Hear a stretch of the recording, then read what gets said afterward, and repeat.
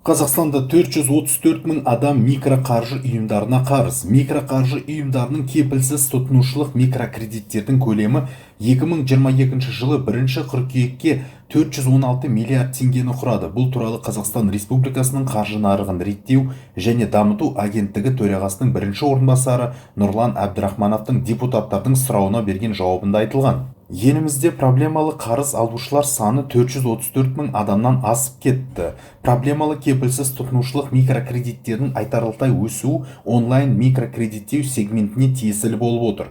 Айталық 50 айлық есептік көрсеткішке дейінгі кепілсіз онлайн микрокредиттер бойынша проблемалы қарыз алушылардың саны 15,8%-ға артып, 380 мың адамға жетті. Бұл микроқаржы ұйымдарындағы проблемалы қарыз алушылардың жалпы санының 88%-ын құрайды. Онлайн микрокредиттер бойынша мерзімі өткен берешек 40 миллиард теңге болды. Қазіргі уақытта микроқаржыландыру секторында 230 микроқаржы ұйымы қызмет көрсетеді. Оның ішінде 30 компания онлайн микрокредиттеу сегментінде жұмыс істейді, дейді Нұрлан Әбдірахманов.